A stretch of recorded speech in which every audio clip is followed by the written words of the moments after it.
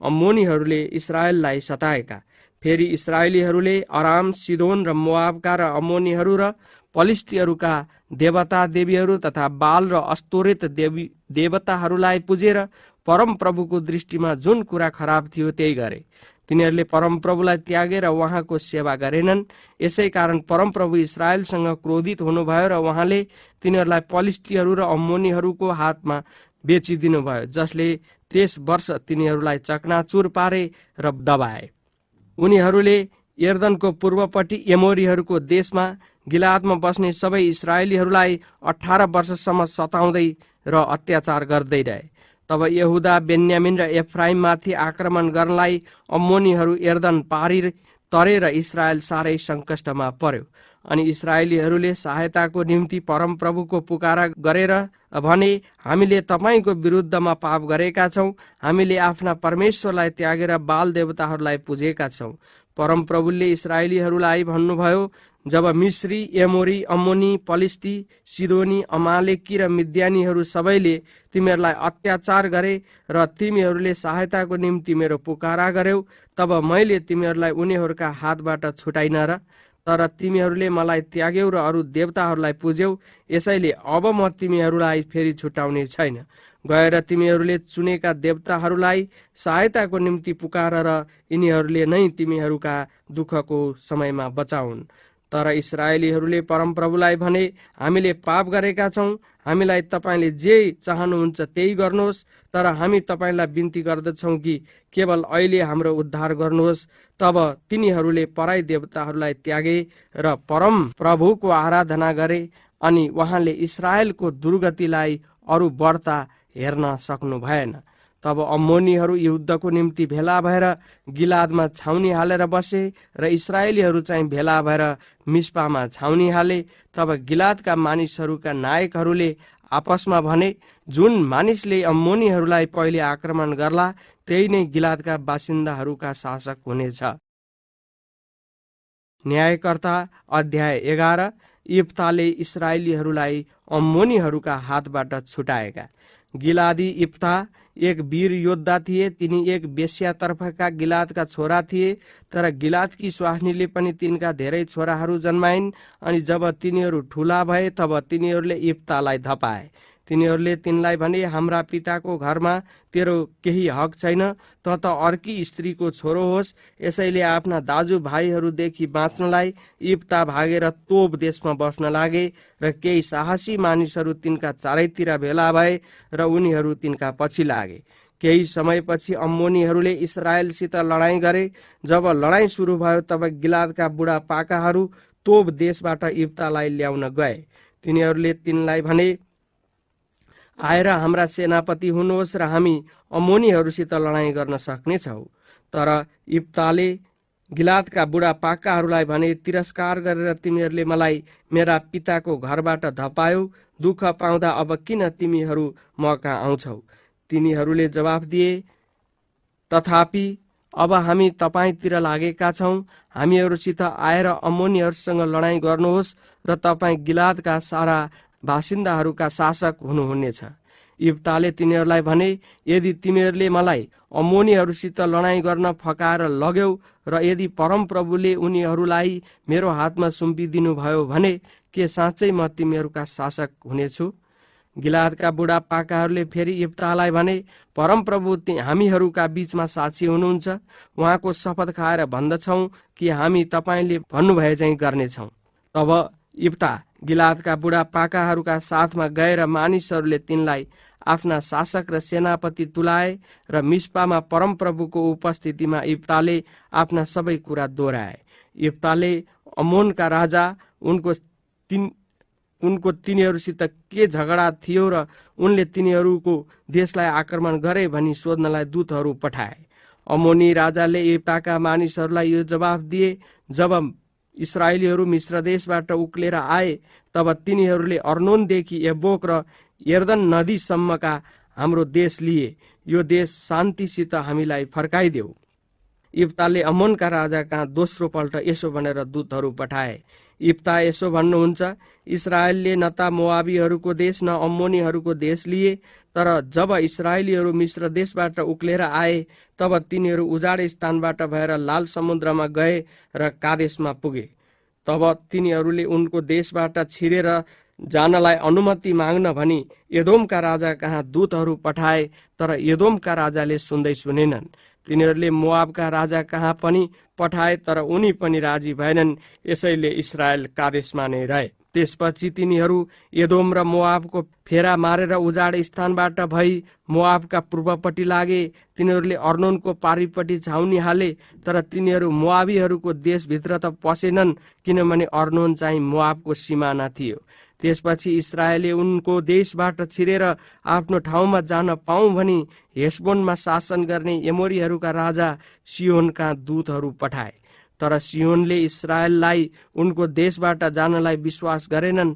उनले आफ्ना सबै मानिसहरूलाई भेला गरेर यहसामा छाउनी हालेर इस्राएलसँग लडाईँ गरे। तब परमप्रभु इस्राएलका परमेश्वरले सिहोन र उनका सबै मानिसहरूलाई इस्राएलको हातमा सुम्पिदिनु भयो र तिनीहरूले उनीहरूलाई जितेर त्यस प्रान्तमा भएका एमोरीहरूका जम्मै इलाका अधिकार गरे। तिनीहरूले अर्नोनदेखि एब्बोकसम्म र उजाड स्थानदेखि यर्दन नदीसम्मै एमोरीहरूका सबै इलाकाहरू लिए। परमप्रभु इस्राएलका परमेश्वरले आफ्नो प्रजा इस्राएलका भलाइको निम्ति एमोरीहरूलाई धपाउनु भयो। अब यो फिर्ता लिन तिम्रो के अधिकार छ? तिमीहरूको देवता कमोसको तिमीहरूले जे दिन्छ त्यही लिन्छौ होइन? यसरी नै परमप्रभु हाम्रा परमेश्वरले हामीलाई जे दिनुहुन्छ त्यही लिन्छौ। अब के तिमी मोआबका राजा सिप्पोरका छोरा बालाक भन्दा असल छौ र? के उसले कहिले इस्राएलसित झगडा गरेर आक्रमण गर्यो र? 300 वर्षसम्म इस्राएलीहरू हेशबोन, अरोएर र तिनका चारैतिरका बस्तीहरूमा र अर्नोनका किनाराका सबै सहरहरूमा बसे। त्यसबेला तिमीहरूले तिनीहरूलाई किन फिर्ता लिएनौ? हामीहरूले तिमीहरूलाई केही खराबी गरेका छैनौ, तर तिमीले हामीलाई आक्रमण गरेर खराबी गरिरहेका छौ। परमप्रभु जो न्यायकर्ता हुनुहुन्छ, उहाँले नै इस्राएलीहरू र अम्मोनीहरूका बीचमा आजको दिन न्याय गरून्। तर इप्ताले पठाएको समाचारलाई अम्मोनीहरूका राजाले केही वास्ता गरेनन्। इप्ताको भाकल। तब परमप्रभुका आत्मा इप्तामाथि आउनुभयो र तिनी गिलाद र मनस्सेबाट भई गिलादको मिस्पाबाट छिरेर अम्मोनीहरूका विरुद्ध अघि बढे। इप्ताले परमप्रभुलाई यो भाकल गरेर भने, यदि तपाईले अम्मोनीहरूलाई मेरो हातमा सुम्पिदिनु भयो भने जब म अम्मोनीहरूबाट कुशलसित फर्कुला तब मलाई भेट्नलाई मेरो घरको ढोकाबाट बाहिर आउने पहिलो प्राणी परमप्रभुको हुनेछ। म त्यसलाई होमबलि गरी चढाउनेछु। तब इप्ता अम्मोनीहरूलाई आक्रमण गर्नलाई पारी तरेर गएर परमप्रभुले उनीहरूलाई तिनको हातमा सुम्पिदिनु भयो। तिनले अरोएरदेखि मिन्नित र हाबिल कर्मीमसम्म 20 सहरहरू ध्वस्त पारे। यसरी इस्राएलले अम्मोनलाई आफ्नो अधीनमा पारे। जब इप्ता मिस्पामा आफ्नो घरमा फर्के तब तिनलाई बाहिर भेट गर्न खैँचडी बजाउँदै र नाच्दै तिनकी छोरी आइन्। यिनी तिनकी एउटै छोरी थिइन्, तिनको अरू कोही छोराछोरी थिएन। जब तिनले तिनलाई देखे तब तिनले आफ्नो लुगा च्यातेर भने, हाय मेरी छोरी, तिमीले किन मनै भाँचिदिएकी छौ? तिमीले कस्तो कष्ट ममाथि ल्याएकी छौ? मैले परमप्रभुसित एउटा भाकल गरेको छु र म त्यो टार्न सक्दिनँ। तिनले जवाफ दिइन्, बुबा, तपाईले परमप्रभुमा गम्भीर भाकल गर्नु भएको छ।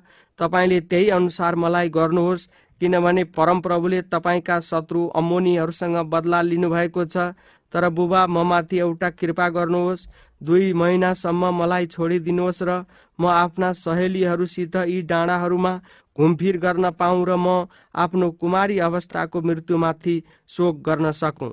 तिनले भने, जाऊ। र तिनले तिनलाई 2 महिनाको निम्ति विदा गरे। तिनी आफ्ना सहेलीहरूसित गइन् र डाँडाहरूमा आफ्नो कुमारीत्वको निम्ति रोइन्।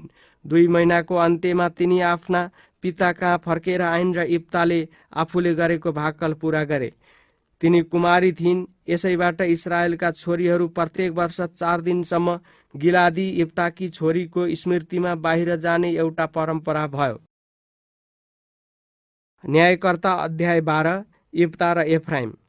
एफ्राइमीहरूले आफ्ना फौज भेला गरेर पारी तरेर सापोनमा गए। तिनीहरूले इप्तालाई भने, अमोनीहरूसँग लडाईँ गर्न जाँदा हामीलाई किन बोलाउनु भएन? हामी तपाईलाई तपाईको घर समेत जलाइदिनेछौँ। इप्ताले जवाफ दिए, म र मेरा मानिसहरूको अमोनीहरूसँग झगडा थियो र मैले तिमीहरूलाई सहायताको निम्ति बिन्ती गरेको थिएँ। तिमीहरूले हामीलाई उनीहरूका हातदेखि बचाएनौ। जब मैले यो देखेँ कि हामीले तिमीहरूबाट केही सहायता नपाउने रहेछौँ, तब आफ्नो प्राण जोखिममा हालेर अम्मोनीहरूका विरुद्धमा हिँडे र परमप्रभुले उनीहरूलाई मेरो हातमा सुम्पिदिनु भयो। अब किन तिमीहरू आज मलाई आक्रमण गर्दैछौ? तब इप्ताले गिलादका सबै मानिसहरूलाई भेला गरेर एफ्राइमसँग लडाईँ गरे। गिलादीहरूले तिनीहरूमाथि प्रहार गरे, किनकि एफ्राइमीहरूले यसो भनेका थिए, तिमी गिलादीहरू एफ्राइम र मनस्सेबाट बागी भएर हिँडेका हौ। गिलादीहरूले यर्दनका जङ्गारहरू लिएर एफ्राइमीहरूलाई जान नदिने गरी रोकिराखे। जब भागेको कुनै एफ्राइमीले पारी जानलाई बिन्ती गर्थ्यो, तब गिलादका मानिसहरूले त्यसलाई सोद्धथे, के त एफ्राइम होस्? र त्यसले होइन भन्यो भनेदेखि तिनीहरूले भन्थे, त्यसो भए सिब्बोलेत भन्। त्यसले त्यो शब्द ठिकसित उच्चारण गर्न नसकेर सिब्बोलेत भन्यो भने तिनीहरूले त्यसलाई यर्दनका जङ्गारहरूमा पक्रेर मार्दथे। त्यसबेला इफ्राइमका 42,000 मानिसहरू मारिए। इप्ता 6 वर्षसम्म इस्राएलमा अगुवा भए। तब गिलादी इप्ता मरे अनि तिनी गिलादको एउटा सहरमा गाडिए। इब्सान, एलोन र अबदोन। इप्ता पछि बेथलेहेमका इब्सान इस्राएलका अगुवा भए। तिनका 30 जना छोरा र 30 छोरी थिए। तिनले ती 30 छोरीहरूलाई अरू वंशसित विवाह गरिदिए र आफ्ना छोराहरूका निम्ति 30 जना बुहारीहरूलाई अरू वंशबाट ल्याए। तिनी 7 वर्षसम्म इस्राएलका अगुवा भए। तब तिनी मरेर बेथलेहेममा गाडिए। तिनी पछि जबुलुनी एलोन 10 वर्षसम्म इस्राएलका अगुवा भए। तब तिनी मरे र जबुलुनका देशको अय्यालोनमा गाडिए। त्यसपछि पिरातोनी हिल्लेलका छोरा अबदोन इस्राएलका अगुवा भए। तिनका 40 छोरा र 30 नाति थिए र हरेक आफ्नो आफ्नो गधामा सवारी हुन्थ्यो। तिनी 8 वर्षसम्म इस्राएलका अगुवा भए। त्यसपछि तिनी मरेर अमालेकीहरूको पहाडी देशका एफ्राइमको पिरातोनमा गाडिए। न्यायकर्ता अध्याय 13। सिमसोनको जन्म।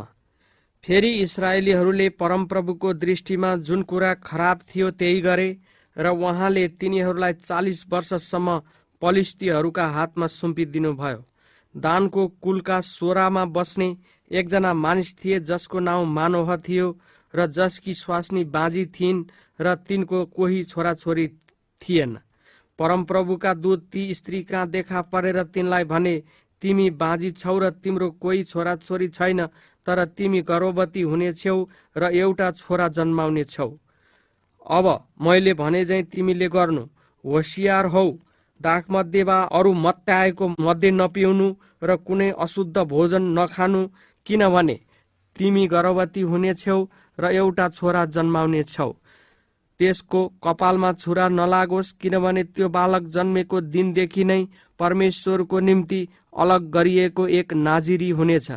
त्यसले नै इस्राएललाई पलिस्तीहरूका हातबाट छुटाउन सुरु गर्नेछ। ती स्त्री गएर आफ्ना लोग्नेलाई यसो भनेर बताइदिइन्, परमेश्वरका एकजना मानिस म कहाँ आए। तिनको मोहडा परमेश्वरका दूतको झैँ थियो र हेर्नमा अति भययोग्य थियो। तिनी कहाँबाट आएका हुन् भनी मैले तिनलाई सोधिन र तिनले पनि मलाई आफ्नो नाउँ बताएनन्। तर तिनले मलाई भने, तिमी गर्भवती हुनेछौ र एउटा छोरा जन्माउनेछौ। आजदेखि उसो तिमीले दाखमध्ये वा अरू मत्याएको मध्य नपिउनु र अशुद्ध भोजन नखानु, किनभने त्यो केटो जन्मेको दिनदेखि मर्ने दिनसम्म परमेश्वरको निम्ति अलग गरिएको नाजिरी हुनेछ। तब मानोहले परमप्रभुलाई यसो भनेर प्रार्थना गरे, हे परमप्रभु, बिन्ती छ, तपाईँले पठाउनु भएका परमेश्वरका ती मानिस फेरि एकपल्ट आउन् र त्यो जन्मने बालकलाई हुर्काउन हामीले के गर्नुपर्छ सो हामीलाई बताइदिउन्। परमेश्वरले मानोहको प्रार्थना सुन्नुभयो र परमेश्वरका दूत बारीमा बसिरहेकी ती स्त्री कहाँ फेरि आए। तिनका लोग्ने तिनीसँग थिएनन्। स्त्री झट्टै दगुरेर गई मानोहलाई भनिन्, त्यस दिन आएका ती मानिस फेरि म कहाँ आएका छन्। मानोह झट्टै तिनीसँग गएर त्यस व्यक्तिलाई भेटेर भने, के मेरी स्वास्नीसँग बात गर्ने तपाईँ नै हुनुहुन्छ? तिनले भने, हो म नै हुँ।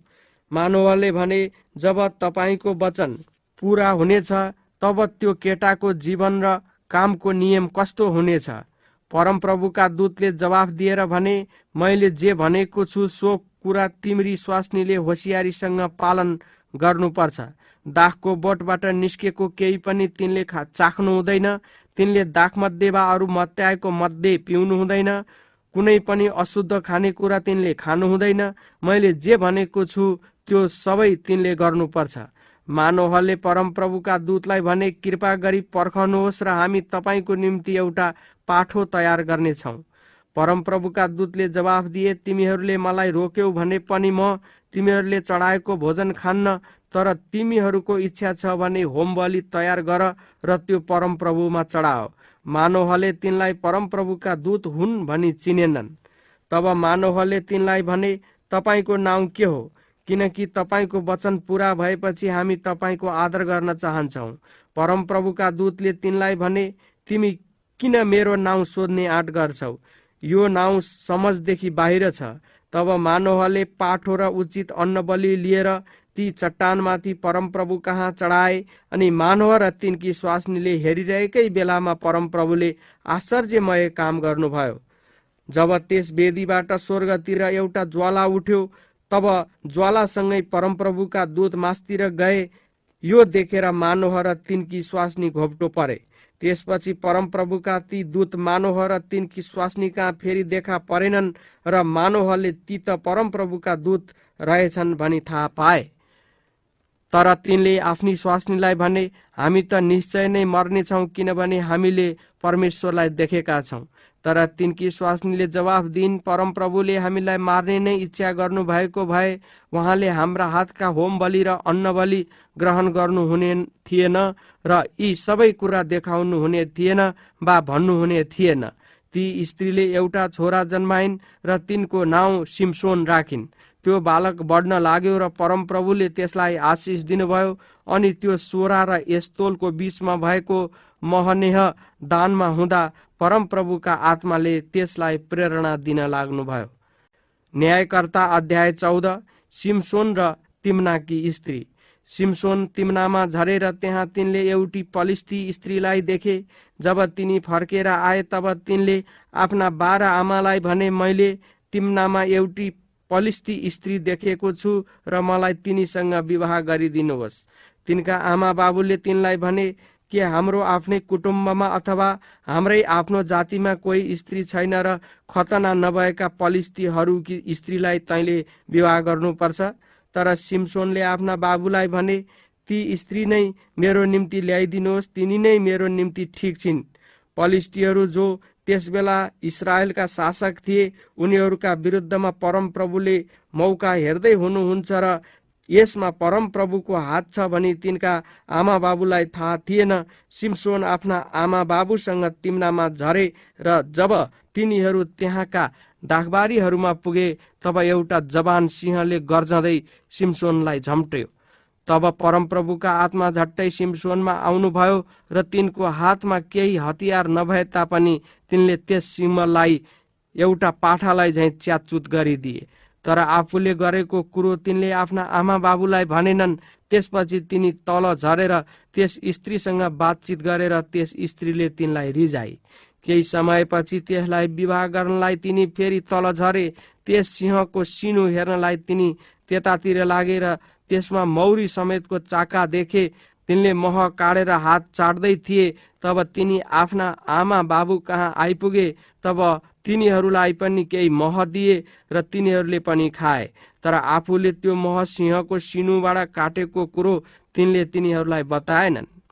तिनका बाबु त्यो स्त्री हेर्नलाई गएर दुलहाहरूको दस्तुर अनुसार सिमसोनले त्यहाँ एउटा भोज दिए। जब तिनी त्यहाँका मानिसहरूका सामु देखा परे तब उनीहरूले 30 जना मानिसहरूलाई तिनका साथ जानलाई ल्याए। सिम्सोनले तिनीहरूलाई भने, म तिमीहरूलाई एउटा अड्को थाप्छु। यी 7 दिनको भोजको समयमा तिमीहरूले त्यो अड्को फुकाउन सक्यौ भने म तिमीहरूलाई 30 थान कपडा र 30 जोर लाउने लुगा दिनेछु। तर तिमीहरूले त्यो अड्को फुकाउन सकेनौ भने तिमीहरूले मलाई 30 थान कपडा र 30 जोर लाउने लुगा दिनुपर्छ। तिनीहरूले भने, अड्को हामी सुनौ त। तब तिनले तिनीहरूलाई भने, खानेबाट खानेकुरो निस्क्यो, बलियोबाट गुलियो कुरो निस्क्यो। 3 दिनको अन्तरमा पनि तिनीहरूले त्यो अड्को फुकाउन सफल भएनन्। चौथो दिन तिनीहरूले सिम्सोनकी स्वास्नीलाई भने, तिम्रा लोग्नेलाई फकाऊ र तिनले तिमीलाई त्यो अड्को फुकाइदिउन्, नत्र त हामी तिमीलाई र तिम्रा बाको घरलाई आगो लगाइदिनेछौँ। के तिमीले हामीलाई कंगाली तुलाउनलाई निम्तो दियौ? तब सिम्सोनकी स्वास्नीले तिनको सामु रोइ रोइकन भनी, तपाईँ मलाई घृणा गर्नुहुन्छ, तपाईँ मलाई प्रेम गर्नुहुन्न। तपाईँले मेरा भाइबन्धुहरूलाई एउटा अड्को थाप्नु भएको छ, तर त्यो मलाई बताउनु भएको छैन। तिनले त्यसलाई भने, मैले त त्यो मेरा माता पितालाई पनि भनेको छैन र के त्यो तिमीलाई भन्नु? तर भोजको 7 दिन समाप्त नहुन्जेल त्यो तिनको सामुन्ने रोइ बसी। यसैले 7औं दिनमा त्यसले साह्रै जिद्दी गरेकी हुनाले तिनले त्यसलाई बताइदिए र त्यसले त्यो अड्को आफ्ना भाइबन्धुहरूलाई बताइदिए। त्यसै दिन सूर्य अस्ताउन अघि सहरका मानिसहरूले सिम्सोनलाई भने, महभन्दा गुलियो के हुन्छ र सिंहभन्दा बलियो के हुन्छ र? सिम्सोनले भने, मेरो कोरलीलाई नजोतेको भए तिमीहरूले यो अड्को फुकाउन सक्ने थिएनौ। तब परमप्रभुका आत्मा झट्टै सिम्सोनमा आउनुभयो। तिनी तल अस्कलोनमा गए र त्यहाँ तिनले 30 जना मान्छे मारे र उनीहरूका चिजबिज उतारेर उनीहरूका लुगाहरू ती अड्को फुकाउने मानिसहरूलाई दिए। तर तिनलाई साह्रै रिस उठ्यो र तिनी आफ्ना बाबुको घरमा गइहाले। सिम्सोनकी स्वास्नी लोकन्त हुने मानिसलाई दिए। न्यायकर्ता अध्याय 15। सिम्सोनले पलिस्तीहरूलाई मारेका। केही समयपछि गहुँका फसलको बेलामा एउटा पाठो लिएर सिम्सोन आफ्नी स्वास्नीलाई भेट्न गए। तिनले भने, मेरी स्वास्नीको कोठामा म जान चाहन्छु। तर त्यसका बाबुले तिनलाई जान दिएनन्। त्यसका बाबुले भने, तिमीले त्यसलाई घृणा गर्यौ भन्ने कुरा मलाई निश्चय भएको हुनाले मैले त त्यसलाई तिम्रो लोकन्तलाई दिएँ। त्यसकी बहिनी त्योभन्दा राम्री छे, अब त्यसलाई नै लैजाऊ। तर सिम्सोनले भने, यसपल्ट पलिस्तीहरूसित साटो लिने मेरो हक छ। म साँच्ची नै उनीहरूको केही नोक्सानी गर्नेछु। तब तिनले गएर 300 स्यालहरू पक्रे। तिनले 2-2वटा स्यालका पुच्छर बाँधे र हरेक जोडीको बीचमा एउटा एउटा राँको बाँधिदिए। त्यसपछि तिनले ती राँकाहरू जलाएर ती स्यालहरूलाई पलिस्तीहरूका पाकिरहेका मकैका दाखबारीहरूमा छोडिदिए। तिनले पाकिरहेका अन्न र बिटा समेत दाखबारी र भद्राक्षका बगैँचाहरू पनि डढाइदिए। तब पलिस्तीहरूले सोधे, यो कसले गरेको हो? तिनका ससुराले सिम्सोनकी स्वास्नी तिनको लोकन्तलाई दिएकोले सिम्सोनले यो सब गरेको हो भनी उनीहरूले सुने। तब पलिस्तीहरू गएर त्यसलाई र त्यसका बाबुलाई जलाइदिए। सिम्सोनले उनीहरूलाई भने, किनकि तिमीहरूले यस्ता कार्यहरू गर्यौ, म यो शपथ खाएर भन्दछु कि म तिमीहरूलाई यसको बदला नलिउन्जेल म थामिन्न। तब तिनले उनीहरूलाई हिर्काउनसम्म हिर्काएर धेरै जनालाई मारे। त्यसपछि तिनी एतामका पहरोको ओडारमा गएर बस्न लागे। सिम्सोनले पलिस्तीहरूलाई लहीमा परास्त गरेका। पलिस्तीहरू उक्लेर आएर यहुदामा छाउनी हालेर लहीको छेउमा छरिएर बसे। यहुदाका मानिसहरूले भने, तिमीहरूले किन हामीमाथि चढाइ गर्यौ? उनीहरूले जवाफ दिए, हामी सिम्सोनलाई पक्रन आएका छौँ। त्यसले हामीलाई गरे चाहिँ हामी त्यससँग गर्नेछौँ। तब यहुदाबाट 3000 मानिसहरू एतामका पहरोको ओडारमा झरे। तिनीहरूले सिम्सोनलाई भने, पलिस्तीहरू त हाम्रा शासक हुन् भन्ने कुरो तपाईँलाई थाहै छ। अब हेर्नुहोस्, तपाईँले हामीमाथि के गर्नुभयो। तिनले भने, मैले त उनीहरूले जस्तो मसँग गरे त्यस्तै मात्र गरेको छु। तिनीहरूले तिनलाई भने, हामी त तपाईँलाई बाँधेर पलिस्तीहरूका हातमा दिन आएका छौँ। तिनले भने, त्यसो भए तिमीहरू आफैले मलाई मार्ने छैनौ भनी मसँग शपथ खाओ। तिनीहरूले जवाफ दिए, ठिक छ, हामी त तपाईलाई बाँधेर पलिस्तीहरूका हातमा मात्र दिनेछौँ, हामी तपाईलाई मार्ने छैनौँ। तिनीहरूले तिनलाई 2वटा नयाँ डोरीले बाँधेर पहरोको ओडारबाट माथि ल्याए। तिनी लहीमा पुग्न लाग्दा पलिस्तीहरूले तिनीतिर चिच्याउँदै आए। तब परमप्रभुको आत्मा झट्टै तिनीमा आउनुभयो र तिनका पाखुरामा भएका डोरीहरू डढेका सनपार झैँ भएर तिनका बन्धनहरू चुडिए। तिनले गधाको एउटा आलो बङ्गारो भेट्टाएर उठाए अनि 1000 मान्छे मारे। तिनले भने, गधाको बङ्गारोले मैले उनीहरूलाई नाश गरेँ, रास लगाएँ। गधाको बङ्गारोले मैले 1000 मान्छे मारे। यति भनिसकेर तिनले त्यो बङ्गारो फ्याँकिदिए। यसैले त्यस ठाउँको नाउँ रामत लही राखियो। त्यसपछि तिनलाई साह्रो तिर्खा लाग्यो र कराएर परमप्रभुको पुकारा गरेर यसो भने, तपाईले आफ्नो दासलाई यो ठुलो विजय दिनुभयो र अब के म तिर्खाले मर्नु, यी बेखतनाका हातमा पर्नु? तब परमप्रभुले लहीमा भएको खाल्डोलाई चिरेर फुटाइदिनु भयो र त्यहाँबाट पानी फुटेर निस्क्यो।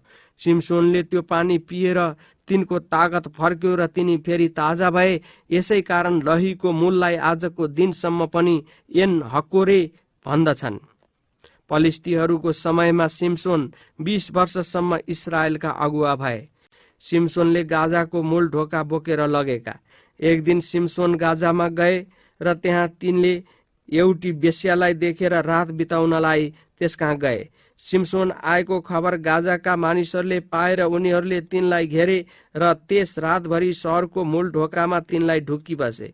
राति उनीहरूले केही गरेनन्, किनभने उनीहरूले आपसमा भने, बिहान हामी तिनलाई मारौँ। तर सिमसोन आधा रातसम्म मात्र ओछ्यानमा पल्टिरहे। तब तिनी आधा रातमा उठेर सहरको मूल ढोकाका दैला र दुवै खम्बा, बार र सबै थोक तिनले उखेले र ती आफ्नो काँधमा हालेर हेब्रोनका सामुन्नेको डाँडाको टाकुरामा बोकेर लगे। दलिलाको विश्वासघात। केही समयपछि सिमसोन सोरेकको बेसीमा बस्ने दलिला नाउँ भएकी एउटी स्त्रीसँग प्रेममा फसे। पलिस्तीहरूका मुखियाहरू त्यस स्त्रीलाई भेट गर्नलाई गएर त्यसलाई भने, तिनलाई फकाएर सोध कि केले तिनलाई त्यो ठुलो बल दिन्छ र कसरी हामी तिनलाई काबुमा पारेर बाँधी तिनलाई कैद गर्न सक्छौँ। हामी हरेकबाट तिमीले चाँदीका 1100 सिक्का पाउनेछौ। यसैले दलिलाले सिमसोनलाई भनी, मलाई भन्नुहोस् तपाईको महाबल केमा छ र तपाईलाई कसरी बाँधेर कैद गर्न सकिन्छ? सिमसोनले जवाफ दिए, यदि मलाई कसैले धनुका 7वटा नसुकेका ताजा तादाले बाँध्यो भने म अरू मानिस जस्तै निर्बल भइहाल्ने छु। तब पलिस्तीहरूका मुखियाहरूले धनुका 7वटा नसुकेका ताजा तादा त्यसलाई ल्याइदिए र दलिलाले तिनलाई बाँधी। त्यसले आफ्नो भित्री कोठामा मानिसहरू लुकाइराखेकी थिए र त्यसले कराएर तिनलाई भनी, सिमसोन, पलिस्तीहरू तपाईमाथि आइलागे है। तर तिनले तादाहरू आगोमा परेका सनपाटका धागाहरू जस्तै छिनाइदिए र तिनका बलको भेद जानिएन। तब दलिलाले सिमसोनलाई भनी, तपाईले त मलाई बेवकुफ तुलाउनु भयो र मलाई झुट बोल्नुभयो। यसपल्ट भन्नुहोस् तपाईलाई कसरी बाँध्न सकिन्छ? तिनले त्यसलाई भने, यदि कसैले मलाई कहिल्यै नचलाएका नयाँ डोरीहरूले कसेर बाँध्यो भने म अरू मानिस जस्तै निर्बल भइहाल्ने छु। यसैले दलिलाले नयाँ डोरीहरू ल्याएर तिनलाई बाँधी। त्यस बेला पनि मानिसहरू भित्री कोठामा लुकी बसेका थिए। तब त्यसले कराएर भनी, सिमसोन, पलिस्तीहरू तपाईमाथि आइलागे है। तर तिनले आफ्ना पाखुराका डोरीहरू धागो जस्तै चुडाइदिए। फेरि दलिलाले तिनलाई भनी, तपाईले त अझै पनि मलाई बेवकुफ तुलाइराख्नु भएको छ र मलाई झुट बोल्दै हुनुहुन्छ। भन्नुहोस् तपाईलाई कसरी बाँध्न सकिन्छ? तिनले भने, मेरा कपालका 7वटा लट्टालाई तानमा बुनेर किलाले कसेर राख्यो भने म अरू मानिस जस्तै निर्बल भइहाल्ने छु। यसैले तिनी सुत्दा त्यसले तिनको कपालका ती 7वटा लट्टालाई तानमा बुनेर किलाले कसेर राखी। अनि फेरि त्यसले कराएर भनी, सिमसोन, पलिस्तीहरू तपाईमाथि आइलागे है। तिनी निद्राबाट जागेर तान समेत किला उखेलिदिए। तब त्यसले तिनलाई भनी, तपाईँ मलाई प्रेम गर्नुहुन्छ भनी कसरी भन्नुहुन्छ? जबकि तपाईँ मलाई आफ्नो कुरा बताउनुहुन्न। यो तेस्रो पल्ट पनि तपाईँले मलाई बेवकुफ तुलाउनु भयो र तपाईँको महाबल केले दिन्छ भनी अझ बताउनु भएको छैन। यसरी त्यसले तिनलाई ती कुराले दिनहुँ पिरोली र हैरान पारी। यसकारण आफ्नो गुप्त कुरा तिनले त्यसलाई भनिदिए। तिनले भने, मेरो कपालमा कहिले छुरा लागेको छैन, किनभने जन्मैदेखि परमेश्वरको निम्ति अलग गरिएको म एक नाजिरी हुँ। यदि मेरो कपाल खौरियो भने मेरो बल मबाट गइहाल्नेछ र म अरू मानिस जस्तै निर्बल हुनेछु।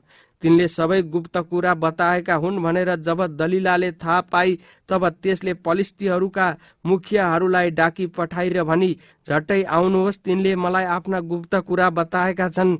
यसैले पलिस्तीहरूका मुखियाहरू आएर आफ्ना साथमा चाँदी पनि ल्याए। त्यसले सिमसोनलाई आफ्नो काखमा सुताएर एकजना मान्छेलाई बोलाएर 7वटा लट्टा खौरन लगाई। यसरी दलिलाले सिमसोनलाई काबुमा पार्न लागि अनि तिनको बल घट्यो। तब त्यसले कराएर भनी, सिमसोन, पलिस्तीहरू तपाईमाथि आइलागे है।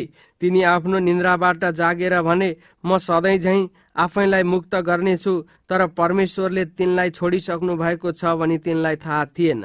तब पलिस्तीहरूले तिनलाई पक्रे र तिनका आँखा निकालिदिएर गाजामा ल्याए। त्यहाँ उनीहरूले तिनलाई काँसाका साङ्लाहरूले बाँधेर झ्यालखानामा जाँतो पिन्न लाए। तर तिनको कपाल खौरिएपछि फेरि बढ्न लाग्यो। सिमसोनको मृत्यु। पलिस्तीहरूका मुखियाहरू आफ्नो देवता दागोनको निम्ति एउटा ठुलो बलिदान चढाउनलाई र त्यसको अघि खुसी मनाउन भेला भए। उनीहरूले भने, हाम्रा देवताले हाम्रो शत्रु सिमसोनलाई हाम्रा हातमा सुम्पिदिनु भयो। मानिसहरूले जब सिमसोनलाई देखे तब कराउँदै आफ्नो देवताको स्तुति यसरी गर्न लागे, हाम्रा देवताले हाम्रो शत्रु, हाम्रो देशको अभिशाप लासले हाम्रो देश भर्नेलाई हाम्रा हातमा सुम्पिदिनु भएको छ। जब उनीहरू साह्रै आनन्दित भए तब उनीहरूले भने, सिमसोनलाई झिकाओ र त्यसले हामीलाई तमासा देखाओस्। तब उनीहरूले सिमसोनलाई झ्यालखानाबाट झिकाए र तिनले सबैका सामुन्ने तमासा देखाए। उनीहरूले तिनलाई मूल खम्बाहरूका बीचमा उभ्याए र सिमसोनले तिनको हात समात्ने ठिटालाई भने, मन्दिरलाई अडाउने मूल खम्बाहरू मलाई छाम्न दे र म त्यहाँ अडेस लाग्नेछु। तब मन्दिर पुरुष र स्त्रीहरूले खचाखच थियो र पलिस्तीहरूका सबै मुखियाहरू पनि त्यहाँ थिए र 3000 जति पुरुष र स्त्रीहरू छतमा बसेर सिमसोनको तमासा हेरिरहेका थिए।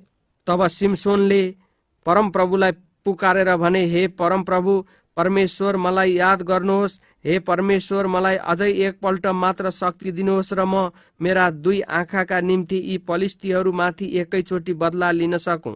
तिनले आफ्ना हात मन्दिरलाई थामेका ती 2 बीचका मूल खम्बामा लगाए अनि दाहिने हात एउटामा र देब्रे हात अर्कोमा बलियो गरी राखेर तिनले भने, मलाई पलिस्तीहरूसँगै मर्न नदिनुहोस्। तब सिमसोनले आफ्नो सम्पूर्ण शक्ति लगाएर ठेलेर मुखियाहरू र त्यसमा भएका सबै मानिसहरूमाथि मन्दिर ढल्यो। यसरी तिनले आफू मर्दा बाँचेको समयभन्दा धेरै मानिसहरूलाई मारे। तिनका भाइहरू र तिनका बाबुका सबै परिवार तल गएर तिनलाई लगेर तिनीहरूले तिनका बाबु मानोहको चिहानमा सोरा र एस्तोलको बीचमा तिनलाई गाडे। पलिस्तीहरूको समयमा सिमसोन 20 वर्षसम्म इस्राएलका अगुवा भए। न्यायकर्ता अध्याय 17। मिका र तिनका मूर्तिहरू। एफ्राइमका पहाडी देशमा मिका नाउँ भएका एकजना मानिस थिए। तिनले आफ्नी आमालाई भने, तपाईबाट चोरिएका ती 1100 चाँदीका सिक्का जसका विषयमा मैले सुन्ने गरी तपाईँले ती चोर्नेलाई सराप्नु भएको थियो, ती चाँदीका सिक्का मसँग छन्। मैले ती लगेको थिएँ र अब म ती तपाईँलाई फर्काइदिँदैछु। तिनकी आमाले भनिन्, हे मेरो छोरो, परमप्रभुले तँलाई आशिष दिउन्। तिनले ती 1100 चाँदीका सिक्का आफ्नी आमालाई फर्काइदिएपछि तिनले भनिन्, अब म यो मेरो चाँदी मेरो छोराको भलाइको निम्ति एउटा खोपिएको प्रतिमा र एउटा ढलौटे मूर्ति बनाउनलाई परमप्रभुमा समर्पण गर्छु। यसरी तिनले ती चाँदी आफ्नी आमालाई फर्काइदिए अनि तिनले 200 चाँदीका सिक्का लिएर एउटा चाँदीको शिल्पकारलाई दिइन्, जसले तीबाट एउटा प्रतिमा र एउटा मूर्ति बनायो र ती मिकाको घरमा राखिए। यी मिका भन्ने मानिसको एउटा देवता थान थियो। तिनले एउटा एपोद र घर देवताहरू बनाए र आफ्ना छोराहरू मध्येको एकजनालाई आफ्नो पुरोहित नियुक्त गरे। त्यसबेला इस्रायलमा कुनै राजा थिएनन् र हरेक मानिसले आफ्नो दृष्टिमा जे ठिक लाग्थ्यो त्यही गर्थ्यो। अब यहुदाको बेथलेहेमबाट आएका यहुदाका गोत्रको बीचमा बस्ने एउटा जवान लेवी थिए। तिनी बेथलेहेम शहर छोडेर अन्त कतै बस्नलाई आएका थिए। यात्रा गर्दा तिनी एफ्राइमका पहाडी देशमा मिकाको घरमा आइपुगे। मिकाले तिनलाई सोधे, तिमी कहाँबाट आएका हौ? तिनले जवाफ दिए, म यहुदाका बेथलेहेमको एउटा लेवी हुँ र म एउटा बस्ने ठाउँ खोज्दैछु। मिकाले तिनलाई भने, मसँग बस र मेरा बाबु र पुरोहित हौ। म तिमीलाई वर्षै पछि 10 चाँदीका सिक्का दिनेछु र तिमीलाई खाना लाउन पनि दिनेछु। यसकारण ती लेवी मिकासँग बस्न राजी भएर मिकाले तिनलाई आफ्ना छोराहरू मध्ये एकजना जस्तै गर्थे। मिकाले ती लेवीलाई काममा नियुक्त गरेर ती जवान मानिस तिनका पुरोहित भएर तिनको घरमा बसे। मिकाले भने, अब म जान्दछु कि परमप्रभुले मेरो उन्नति गर्नुहुनेछ, किनभने एक लेवी मेरा पुरोहित भएका छन्। न्यायकर्ता अध्याय 18। दान वंशीहरूले अधिकार गर्ने जग्गा खोजेका। त्यसबेला इस्रायलमा कुनै राजा थिएनन्। दान वंशीहरूले कुनै इलाका अधिकार गर्ने मौका हेर्दै थिए, किनभने इस्रायलका कुलहरूलाई दिइएका इलाकाहरूमा तिनीहरूले अधिकार गर्न पाएका थिएनन्। यसकारण दान वंशीहरूले 5 जना योद्धाहरूलाई सोरा र एस्तोलबाट पठाए। यी मानिसहरूले तिनीहरूका सबै वंशको प्रतिनिधित्व गर्थे। तिनीहरूले यिनीहरूलाई भने, जाओ देशको पत्ता लाओ। तिनीहरू एफ्राइमको पहाडी देशमा मिकाको घरमा आइपुगे र त्यो रात त्यहीँ बिताए। जब तिनीहरू त्यहाँ मिकाको घरमा थिए तब तिनीहरूले ती जवान लेवीको बोली चिने। तिनीहरूले तिनीतिर फर्केर भने, तिमीलाई कसले यहाँ ल्यायो? तिमी यहाँ के गरिरहेछौ? यहाँ तिम्रो के काम छ? तिनले भने, यो त सबै मिकाको काम हो। तिनले मलाई ज्यालामा राखेका छन् र म तिनका पुरोहित भएको छु। तिनीहरूले तिनलाई भने, त्यसो भए हाम्रो निम्ति परमेश्वरसँग हाम्रो कार्य सफल हुन्छ कि हुन्न, सोधपुछ गर। पुरोहितले जवाफ दिए, कुशलसित जाओ, तिमीहरूको यात्रालाई परमप्रभुको स्वीकृति छ। ती 5 जना आफ्नो बाटो लागेर लेसमा आइपुगे। तिनीहरूले त्यहाँका बासिन्दाहरूलाई सिदोनीहरू झैं शान्त र निष्फिक्रीसित आफ्ना जीवन बिताइरहेका देखे। तिनीहरूको देशलाई कुनै अभाव थिएन, यसकारण उनीहरूलाई फलिफाप भएको थियो। उनीहरू सिदोनीहरूदेखि धेरै टाढा थिए र अरू कोहीसित उनीहरूको सम्पर्क थिएन। ती 5 जना मानिसहरू सोरा र एस्तोलमा फर्केर आएपछि तिनीहरूका भाइ बन्धुहरूले तिनीहरूलाई सोधे, तिमीहरूको खबर कस्तो छ? तिनीहरूले भने, जाउँ त उनीहरूमाथि चढाई गरौँ। हामीले देखेको त्यो देश खुबै सुन्दर छ। के तिमीहरू यस विषयमा केही नगरी बियालो गरिरहन्छौ? अहिले नै हिँडेर त्यस देशलाई अधिकार गर। जब तिमीहरू त्यहाँ पुग्नेछौ तब तिमीहरूले एउटा विस्तृत र खुल्ला देशमा निष्फिक्रीसित जीवन बिताइरहेको एउटा जातिलाई देख्नेछौ। परमेश्वरले त्यो जग्गा तिमीहरूका लागि हातमा सुम्पिदिनु भएको छ। त्यो जग्गा जहाँ पृथ्वीमा पाइने कुनै पनि थोकको अभाव छैन। तिनीहरूले मिकाका मूर्तिहरू लुटेका र मूर्ति पूजा सुरु गरेका। यसकारण सोरा र एस्तोलबाट दानको कुलका हतियार भिरेका 600 मानिसहरू निस्के। तिनीहरू उक्लेर यहुदाको किरियत यारिमको पश्चिमतिर छाउनी हाले। यसै कारण त्यस ठाउँको नाउँ आजसम्म महनेह दान भनिन्छ। त्यहाँबाट तिनीहरू एफ्राइमका पहाडी देशतिर लागेर मिकाको घरमा आए। जब ती 5 जना मानिसहरू जो लेसको वरिपरिका देशको भेद लिन गएका थिए, तिनीहरूले आफ्ना भाइ बन्धुसँग यसो भनेर कुरा गरे, के यी घरहरू मध्ये एउटामा एपोद र घर देवताहरू, एउटा खोपिएको प्रतिमा र एउटा ढलौटे मूर्ति छन् भनी तिमीहरूलाई थाहा छ? अब कसो गर्नु तिमीलाई थाहा छ। यसैले तिनीहरू मिकाको घरनेर ती जवान लेवीको डेरातिर लागे र तिनलाई अभिवादन गरे। हतियार भिरेका ती 600 दानवंशीहरू मूल ढोकाको मुखैमा खडा भए। देशको भेद लिन गएका ती 5 जना मानिस घरभित्र पसे अनि प्रतिमा, मूर्ति, एपोद र अरू घर देवताहरू लिए। त्यसै बेला ती पुरोहित ती 600 मानिसहरूसँग मूल ढोकाको मुखैमा खडा भइरहेका थिए। ती 5 जना मानिसहरू मिकाको घरमा पसेर प्रतिमा, मूर्ति, एपोद र अरू घर देवताहरूलाई लग्दा ती पुरोहितले के गर्दैछौ भनी तिनीहरूलाई सोधे। तर तिनीहरूले तिनलाई भने, चुप लाग, एक शब्द पनि नबोल। आएर हाम्रा पुरोहित र बाबु हौ। एउटा मानिसको घरमा पुरोहित हुनु कि इस्राएलमा एउटा कुल र वंशमा पुरोहित हुनु असल हो। यस कुराले ती पुरोहित खुसी भए। तिनले ती एपोद, खोपिएको प्रतिमा र अरू घर देवताहरू लगे र त्यस दलमा सामेल भए। तिनीहरू फर्केर गइहाले र बालबच्चा, गाईबस्तु र दामी दामी सामानहरू अघि लगाएर हिँडे। ती दानवंशीहरू मिकाको घरबाट केही टाढा मात्र पुगेका थिए कि मिकाले आफ्ना छिमेकीहरूलाई बोलाएर तिनीहरूलाई खेदेर भेट्टाए। उनीहरूले दानवंशीहरूलाई हपारेर तिनीहरूले फर्केर मिकालाई भने, तिमीलाई के भयो? हामीसित लडाईँ गर्न किन तिमीले मानिसहरूलाई बोलायौ? मिकाले भने, मैले आफ्नो निम्ति बनाएका मेरा देवताहरू तिमीहरूले लग्यौ। तिमीहरूले मेरा पुरोहितलाई पनि लिएर हिँड्यौ। मेरो निम्ति केही छोडेनौ र तिमीलाई के भयो भनी हामी सोध्न सक्छौ? दानवंशीहरूले तिनलाई भने, तिम्रो स्वर हामीलाई नसुनाऊ, नत्र त केही रिसा मानिसहरूले तिमीहरूमाथि आक्रमण गर्नेछन् र तिमी र तिम्रा परिवार खत्तम हुनेछौ। यति भनेर दानवंशीहरू आफ्नो बाटो लागे अनि मिकाले तिनीहरू आफूभन्दा ज्यादै बलिया देखेर आफ्नो घरतिर लागे। यसरी ती पुरोहित र मिकाले आफ्नो निम्ति बनाएका थोकहरू लिएर तिनीहरू गएर लेसमाथि चढाइ गरे, जहाँका मानिसहरू शान्त थिए र निष्फिक्रीसित बस्थे। तिनीहरूले उनीहरूलाई तरबारले प्रहार गरेर उनीहरूको सहरमा आगो लगाइदिए। उनीहरूलाई बचाउने कोही थिएन, किनभने त्यो सहर सिदोनदेखि टाढामा थियो र कसैसित उनीहरूको सम्पर्क थिएन। त्यो सहर बेथ रहोबका नजिकको उपत्यकामा थियो। दानवंशीहरूले त्यस सहरलाई फेरि बनाएर त्यसमा बसोबास गर्न लागे। त्यसलाई इस्राएलका छोरा तिनीहरूका पुर्खाको नाउँमा दान राखे। त्यसको नाउँ पहिले त लेस थियो।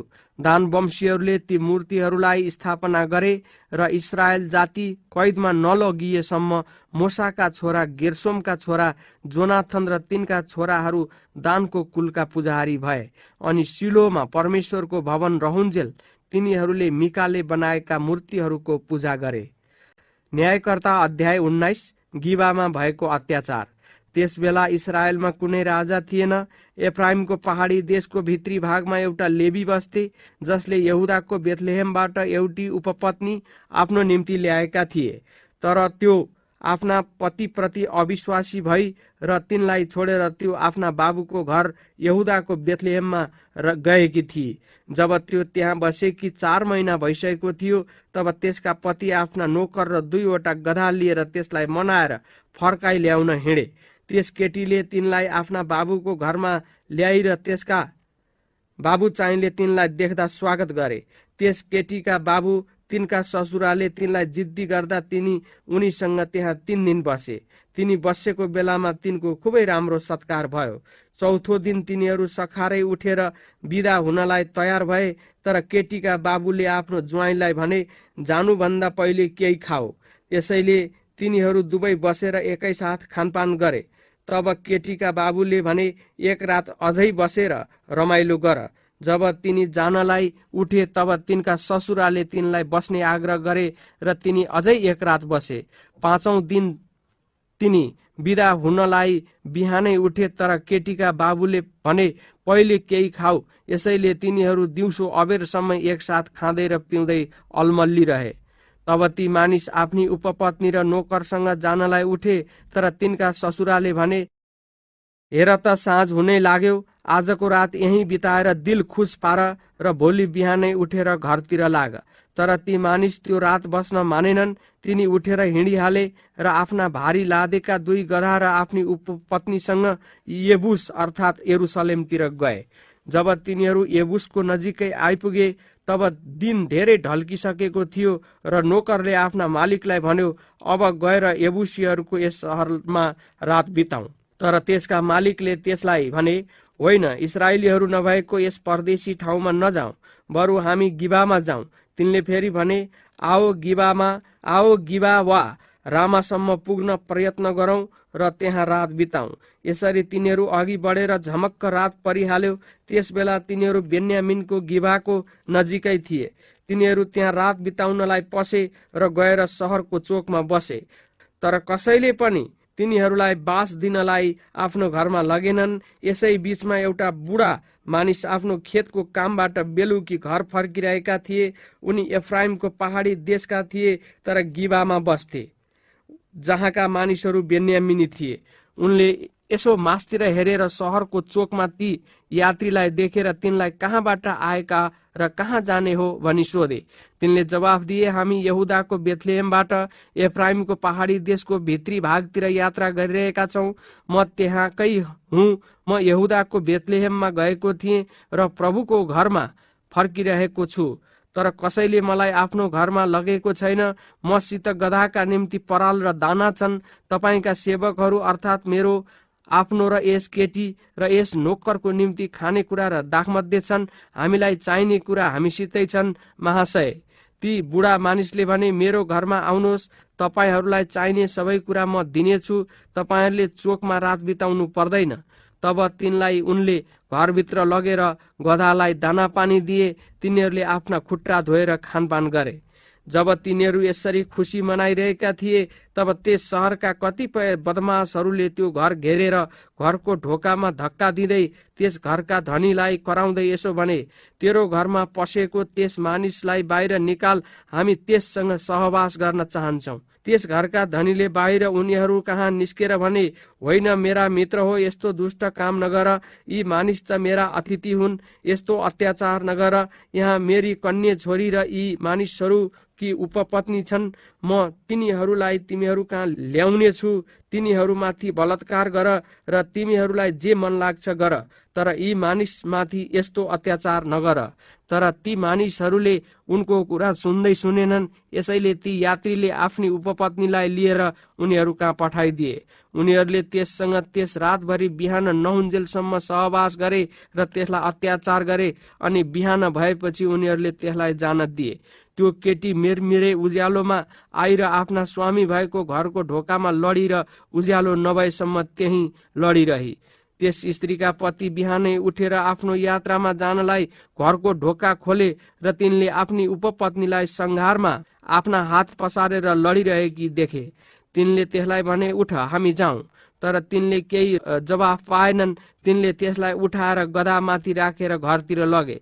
जब तिनी घरमा आइपुगे, तब तिनले एउटा छुरी लिएर आफ्नी उपपत्नीलाई टुक्रा टुक्रा पारेर 12 टुक्रा काटे अनि इस्राएलका चारैतिर पठाइदिए। यो देख्ने प्रत्येकले भने, इस्राएलीहरू मिश्र देशबाट आएको बेलादेखि आजको दिनसम्म यस्तो कहिल्यै भएको छैन। त्यो आफै विचार गर के गर्नुपर्छ, हामीलाई भन।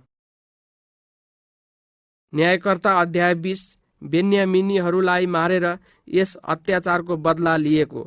तब सबै इस्राएलीहरू दानदेखि बेर्सेबासम्मका जम्मै समुदाय र गिलादबाट पनि एउटै मानिस जस्तै गरी आफ्नो आफ्नो घरबाट निस्केर मिस्पामा परमप्रभुको सामुन्ने भेला भए। इस्राएलका कुलहरूका सबै मानिसहरूका अगुवाहरू तरबार भिरेर 4 लाख योद्धाहरू परमेश्वरका मानिसहरूको माझमा हाजिर भए। बेन्यामिनीहरूले इस्राएलीहरू मिस्पामा गएका छन् भन्ने कुरा सुने। यस्तो दुष्ट कुरो कसरी भयो भनी इस्राएलीहरूले सोधे। यसकारण त्यस मारिएकी स्त्रीका पति ती लेवीले भने, म र मेरी उपपत्नी रात बिताउनलाई बेन्यामिनको गिबामा आएका थियौं। त्यस रात गिबाका नगरवासीहरू मेरो विरुद्धमा खडा भएर मलाई मार्ने विचारले म बसेको घर घेरे र उनीहरूले मेरी उपपत्नीमाथि बलात्कार गरे र त्यो मरी। मैले त्यसको लास लगेर टुक्रा टुक्रा पारी काटेर ती मैले इस्राएलका चारैतिर पठाइदिए, किनभने उनीहरूले इस्राएलमा यस्तो बेविचारी र अपमानजनक काम गरेका थिए। अब तपाईं सबै इस्राएलीहरू बोल्नुहोस् र आफ्नो फैसला दिनुहोस्।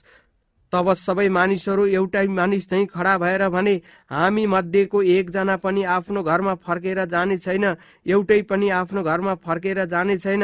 अब गिबालाई हामी यसो गर्नेछौँ, गोला हाले अनुसार हामी चढाइ गर्नलाई जानेछौँ। हामी इस्राएलका जम्मै कुलबाट हरेक 100बाट 10, हरेक 1000बाट 100, हरेक 10,000बाट 1000 गरी इस्राएलमा यस्तो अत्याचार गर्ने बेन्यामिनका गिबाको विरुद्धमा जानेहरूका निम्ति मानिसहरूबाट खानेकुरा जम्मा गर्नलाई लिनेछौँ। यसरी सबै इस्राएली भेला भएर एउटै मानिस जस्तै गरी सहरको विरुद्धमा एकै मनका भए। इस्राएलका कुलहरूका मानिसहरूले बेन्यामिनको कुलका चारैतिर यसो भनेर मानिसहरू पठाए। तिमीहरूका बीचमा यस्तो खराब काम भएको यो के हो? गिबाका ती दुष्ट मानिसहरूलाई हाम्रा हातमा सुम्पिदियौ र हामी उनीहरूलाई मारेर इस्राएलमा भएको यस दुष्कर्मलाई फाल्नेछौँ। तर बेन्यामिनीहरूले आफ्ना दाजुभाइ इस्राएलीहरूको कुरा सुनेनन्। उनीहरू आफ्ना आफ्ना सहरहरूबाट इस्राएलीहरूसँग लडाईँ गर्नलाई गिबामा जम्मा भए। ती बेन्यामिनीहरूले तुरुन्तै आफ्ना आफ्ना सहरहरूबाट तरबार भिरेका 26,000 मानिसहरू लडाईँको निम्ति जम्मा गरे। ती मानिसहरू बाहेक गिबाका 700 चुनिएका मानिसहरू पनि थिए। यी सबै मध्ये देब्रे हाते अरू 700 चुनिएका मानिसहरू पनि थिए, जसले घुँयत्रोले कुनै निशान पनि चुकाउँदैनथे। बेन्यामिनको कुल छोडेर इस्राएलले चाहिँ तरबार भिरेका 4 लाख मानिसहरू जम्मा गरे, जो सबै योद्धा थिए। इस्राएलीहरू तुरुन्तै बेथेलतिर लागेर त्यहाँ तिनीहरूले परमेश्वरलाई यसो भनेर सोधे, हामीहरू मध्येको कुन चाहिँ कुलले पहिले बेन्यामिनलाई आक्रमण गर्ने? परमप्रभुले भन्नुभयो, पहिले यहुदाले आक्रमण गरोस्। यसैले इस्राएलीहरू बिहान सखारै गिबाको सामु गएर छाउनी हाले। तिनीहरूले बेन्यामिनीहरूसँग लडाईँ गर्नलाई आफ्नो फौजलाई सहरको सामुन्ने तयार राखे। त्यस दिन बेन्यामिनीहरूले गिबाबाट आक्रमण गरेर 22,000 इस्राएलीहरूलाई रणभूमिमा मारे। तर इस्राएलका मानिसहरूले एक अर्कालाई साहस दिएर पहिलो दिनकै स्थानमा फेरि अडेर बसे। तब इस्राएलीहरू उक्लेर गएर परमप्रभुको सामु बेलुकीसम्म विलाप गरे र तिनीहरूले परमप्रभुसँग आफ्ना दाजुभाइ बेन्यामिनीहरूमाथि आक्रमण गर्नुपर्छ कि भनेर सोधे। परमप्रभुले भन्नुभयो, उनीहरूका विरुद्धमा माथि उक्लेर जाओ। दोस्रो दिन पनि तिनीहरू बेन्यामिनसँग लडाईँ गर्नलाई अघि बढे। बेन्यामिनीहरू पनि तिनीहरूसँग लडाईँ गर्नलाई गिबाबाट निस्के र तरबार भिरेका अरू 18,000 मानिसहरूलाई उनीहरूले मारे। तब जम्मै इस्राएलीहरू फर्केर बेथेलमा गएर त्यहाँ तिनीहरू साँझसम्म विलाप गर्दै उपवासमा परमप्रभुको सामुन्ने बसे। तिनीहरूले परमप्रभुको सामु होम बलि र मेलबलि चढाए। त्यस बेला परमेश्वरको करारको सन्दुक त्यही थियो। हारूनका छोरा एलाजारका छोरा पिनहासले त्यसको सामु सेवा गर्दथे। अनि इस्राएलीहरूले परमप्रभुसँग सोधे कि हामी हाम्रा भाइ बेन्यामिनको विरुद्धमा लडाईँ गर्नलाई फेरि जाउँ कि थामौँ? परमप्रभुले जवाफ दिनुभयो, त्यसलाई आक्रमण गर, भोलि म त्यसलाई तिमीहरूका हातमा सुम्पिदिनेछु। तब इस्राएलले गिबाको चारैतिर ढुकी बस्नलाई मानिसहरू राखे। तेस्रो दिन इस्राएलीहरू र बेन्यामिनीहरूका विरुद्धमा अघि बढेर अघि झैं गिबाको विरुद्धमा स्थान लिए। अनि बेन्यामिनीहरू चाहिँ त्यस सेनालाई आक्रमण गर्नलाई बाहिर निस्केर उनीहरू सहरबाट अलि टाढा पुगे। अनि खुल्ला जग्गामा र बेथेल र गिबामा जाने मूल बाटाहरूमा केही इस्राएलीहरू अर्थात् 30 जनालाई मारे। हामी तिनीहरूलाई फेरि पनि जित्दैछौँ भनी उनीहरूले सम्झे। तर इस्राएलीहरूले उनीहरूलाई सहरबाट बाहिर मूल बाटाहरूमा तानेर निकाल्नलाई हारेर भागे झैं गर्ने उपाय गरेका थिए। इस्राएलीका जम्मै मानिसहरूले आफ्नो आफ्नो स्थान छोडेर बाल तामारमा युद्धको निम्ति टोली बाँधे। अनि ढुकुवामा बस्नेहरू गिबाको पश्चिमको स्थानबाट झट्टै निस्केर आए। तब इस्राएलका 10,000 चुनिएका योद्धाहरूले अगाडिबाट गिबालाई आक्रमण गरे। चाँडै घमासान युद्ध भयो। बेन्यामिनीहरूले आफूमाथि आइरहेको विपत्तिको केही शंका गरेनन्। यसरी परमप्रभुले बेन्यामिनीहरूलाई इस्राएलको सामुन्ने परास्त गर्नुभयो र त्यस दिन इस्राएलीहरूले तरबार भिरेका 25,100 बेन्यामिनीहरूलाई मारे। अब हामीहरू त हारेछौं भनी बेन्यामिनीहरूले थाहा पाए, किनकि सबै इस्राएलीहरू गिबाको नजिक राखेका ढुकुवाहरूमाथि भर परेर आफू चाहिँ हारेका जस्तै देखिएका थिए। ती ढुकुवा बसेका मानिसहरूले एक्कासी चढाई गरेर गिबाभित्र पसेर चारैतिर त्यहाँका सबै बासिन्दाहरूलाई तरबारले मारे। इस्राएलीहरूले ती ढुकुवामा बसेका मानिसहरूसित सल्लाह गरेको चिन्ह यो थियो कि तिनीहरूले सहरबाट धुवाँको मुस्लो आकाशतिर पठाउनु पर्ने। तब इस्राएलीहरू चाहिँ लडाईँमा फर्कने थिए। पहिलेको लडाईँमा गरे झैं हामी इस्राएलीहरूलाई जित्दैछौँ भन्ने विश्वासमा बेन्यामिनीहरूले इस्राएलीहरूलाई मार्न लागेका थिए र करिब 30 जनालाई मारे। तर जब सहरबाट धुवाँको मुस्लो माथितिर जान लाग्यो, तब बेन्यामिनीहरूले पछिल्तिर फर्केर हेरेर सारा सहरमा आगलागी भइरहेको देखे। तब इस्राएलीहरू फनक्क फर्केर बेन्यामिनीहरूमाथि जाइ लागे। बेन्यामिनीहरूले आफ्नो नाश आएको देखेर डरले आत्तिए। यसकारण उनीहरू फर्केर इस्राएलको सामुबाट उजाड स्थानतिर भागे, तर लडाईँ उनीहरूसम्मै पुग्यो र शहरहरूबाट आएका इस्राएलीहरूले उनीहरूलाई बीचमा पारी काटेर मार्न लागे। तिनीहरूले बेन्यामिनीहरूलाई रिङ्गै खेदे र नबिसाइकन खेदेर गिबाको पूर्वपट्टि एउटा ठाउँमा उनीहरूलाई जिते। 18,000 बेन्यामिनीहरू मारिए। उनीहरू जम्मै योद्धा थिए। बाँचेकाहरू चाहिँ फर्केर उजाड स्थानमा भएको रिम्मोनको चट्टानतिर भागे। इस्राएलीहरूले बाटाहरूमा उनीहरूका 5,000 जति यताउता छोडिएकाहरूलाई समातेर मारे। तिनीहरूले बेन्यामिनीहरूलाई गिदोनसम्म खेदे र अझै 2,000 जनालाई मारे। त्यस दिन बेन्यामिनीहरूका हतियार भिरेका 25,000 योद्धाहरू लडाईँमा मारिए। तर बाँचिएका 600 जना चाहिँ फर्केर उजाड स्थानमा भएको रिम्मोनको चट्टानमा भागेर त्यहाँ 4 महिनासम्म बसे। इस्राएलीहरू बेन्यामिनतिर फर्केर सहरहरूमा भएका मानिसहरू र गाईबस्तुहरूलाई र भेट्टाएको हरेक प्राणीलाई तिनीहरूले तरबारले मारे। तिनीहरूले भेट्टाएको हरेक सहरलाई पनि आगो लगाइदिए। न्यायकर्ता अध्याय 21। बाँकी रहेका बेन्यामिनीहरूका निम्ति स्वास्नीहरू। इस्राएलीहरूले आफ्नी छोरी कुनै बेन्यामिनीलाई विवाहमा दिने छैन भनी मिस्पामा शपथ खाएका थिए। अनि मानिसहरू बेथेलमा गए र साँझसम्म त्यहाँ परमेश्वरको उपस्थितिमा रहेर साह्रै ठुलो विलाप गरे। तिनीहरूले भने, हे परमप्रभु इस्राएलका परमेश्वर, इस्राएललाई किन यस्तो भएको छ? किन आजको दिन इस्राएलको एउटा कुल चाहिँ हराएर गयो? भोलिपल्ट मानिसहरू बिहानै उठेर त्यहाँ एउटा वेदी बनाएर होम बलि र मेलबलि चढाए। तब इस्राएलका सबै कुल मध्येको कुनै कुल परमप्रभुको उपस्थितिमा आएन कि भनी इस्राएलीहरूले आपसमा सोधपुछ गरे, किनभने तिनीहरूले यो महाशपथ खाएका थिए कि मिस्पामा परमप्रभु कहाँ नजाने चाहिँ मारिनुपर्छ। अब इस्राएलीहरूले आफ्ना दाजुभाइ बेन्यामिनीहरूका निम्ति बिलौना गरे, किनभने तिनीहरूले भने, आजको दिन इस्राएलमा एउटा कुल नै मेटियो। तिनीहरूले सोधे, बाँकी रहेकाहरूका निम्ति स्वास्नीहरू खोजिदिनलाई हामी के गरौं? हामीले परमप्रभुको सामुन्ने उनीहरूलाई हाम्रा छोरीहरू विवाहमा नदिने भनेर शपथ खाएका छौं। तब तिनीहरूले सोधे, इस्राएलका सबै कुलहरू मध्ये परमप्रभु कहाँ मिस्पामा नजाने कोही छ? अनि याबेस गिलादबाट कोही पनि सभाको लागि छाउनीमा आएको रहेनछ भनी तिनीहरूले पत्ता लगाए। किनकि जब तिनीहरूले मानिसहरूको गन्ती लिए तब याबेस गिलादको कोही पनि उपस्थित भएको भेट्टाएनन्। यसैले त्यस सभाले 12,000 योद्धाहरूलाई याबेस गिलादका पुरुष, स्त्री र बालकहरूलाई तरबारले मार्न भनी हुकुम दिएर पठाए। तिनीहरूले भने, तिमीहरूले हरेक पुरुष र पुरुषसँग सहवास भएकी स्त्रीलाई मार्नु, तर कन्या केटीहरूलाई चाहिँ छोडिदिनु। तिनीहरूले पनि त्यसै नै गरे। याबेस गिलादका बासिन्दाहरू मध्ये 400 जवान स्त्रीहरू भेट्टाए, जसको कुनै पुरुषसँग सहवास भएको थिएन। अनि तिनीहरूले यिनीहरूलाई कनानका सिलोको छाउनीमा ल्याए।